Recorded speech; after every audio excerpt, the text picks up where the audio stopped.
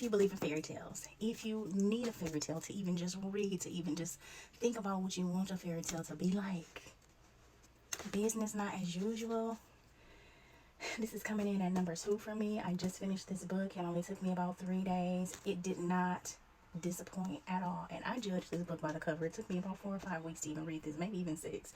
They have renewed this book twice already and was on their way to possibly renewing it a 3rd time, because I just couldn't get into it. I had so many other books that I'm like, okay, this is not the one, girl. I would have read this book first, and then I would have read Only for the Week. Both of those books are top tier. Only for the Week is my number 1. So this is the part where I get into the story. So if you don't want to know anything about this story, go ahead and exit. Now, I'm not going to tell you everything, but maybe a little bit more than what you want to know if you're planning on reading it. So here we go. So the 2 characters in the book, it's a girl, her name is Dreamy, and then there is the guy in the story, his name is Carter. Well, of course, there's always some story with some trials and tribulations and also all these other things that are going on. But anyway, the girl, Dreamy, that is not even her real name. But when you get into the meat and potatoes of everything and why her name is the way that it is, there's a soft spot there, okay? Anyway, she is putting herself through school. She is extremely independent. She has just herself, to fall back on and depend on.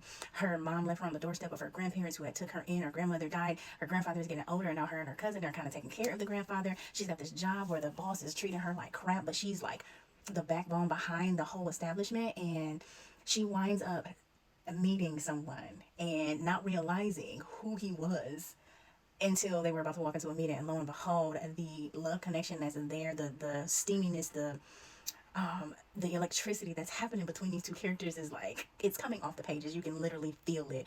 And then there are so many parts of this story that literally had me laughing out loud. And when I tell you, this does not happen in books for me often.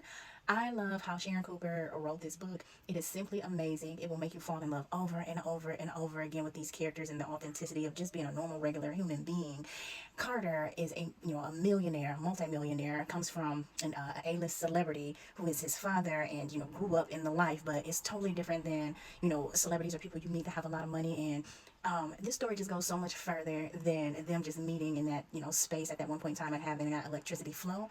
It spills over into dating, and then some other things are happening in between there, because there's always got to be just a little bit of drama. But I hope that you decide to read this, because this makes you believe. This will make you squirmy. This will make you smile. This will make you excited. This just brings the passion, the funny, the everything. I highly recommend this. This is truly a 9.5. It might even be like a 9.8. But the beginning, it took me a few pages to really just get into it, because I just was not expecting for it to go anywhere. But Sharon, you did her thing. I love this book. Highly recommend it. I would read this book first and then go into Only for the Week, because you cannot miss with these 2.